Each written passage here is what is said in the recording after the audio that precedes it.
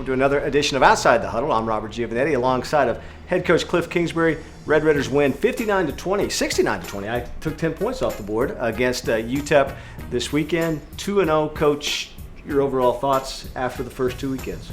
We got better from week 1 to week 2, and that's what we asked our team to do and our staff to do, was see how much improvement we can make in that week, and we did. And so we're going to have to take that next step this week, stepping up in competition a lot, and we know we have a big challenge in front of us. Is that somewhat of a myth to say, hey, every team gets better from week 1 to week 2, that's where you see the most improvement? I know you're saying you saw it, but is that typical? I think so. I've been around a coach my entire life, so that's what I always heard. But I do. I think that first game, you never know what you're going to get. There's a bunch of young players playing. There's a lot of jitters. It's first time playing at that tempo, that speed in front of people. So I think week 2, a lot of people settle in, and you start to truly see what a team's all about. We're sitting here in your office as you prepare for Arkansas now this week. How much time do you spend in here just on your computer versus, hey, out on the field versus in conference rooms where you just, hey, maybe have some time by yourself? Yeah, I'm in here a lot, more so than out on the field, more so than the conference room, just watching film, game planning, getting things together, scripting plays. So I spend the majority of my time locked in this office trying to get it done. Speaking of scripting plays, do you do that? Are you one of those coaches you come out and you know, hey, our first X number of plays are going to go this way? I do. Now, it can change based on hashes and based on what situation is in the game, things of that nature. But for the most part, I have a set 10 that I like to get going.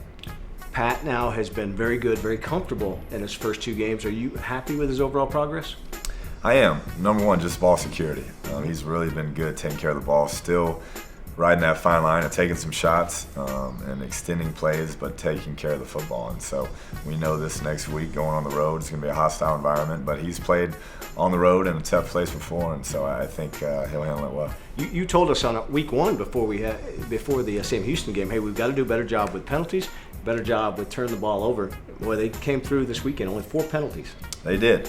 That was what we wanted to see. The week before, offensively, I think we had 10 penalties called just on the offense and 8 enforced, and that's not going to get it done, and we knew that. So we emphasized it all week, and they did a good job of executing.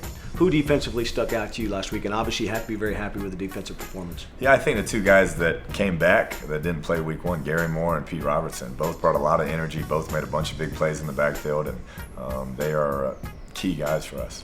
Looking ahead to Arkansas, how much do you guys draw on last year? Do you use any of that for motivation? Arkansas obviously had a successful second half, especially against you guys. Do you even just throw that away, or how do you use it?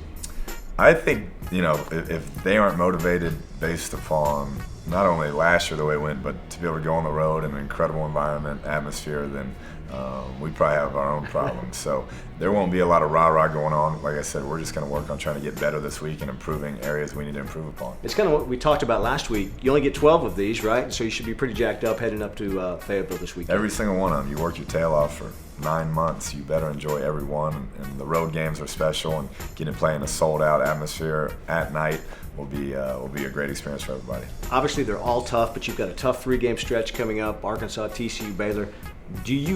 Are you satisfied where your group is right now heading into that stretch? As satisfied as a coach can be, I guess. I don't think we're ever satisfied, but like I mentioned in there, just the progress from week 1 to week 2 was good, and so we got to obviously take that next step in week 3, but I am pleased with the progress in that first week.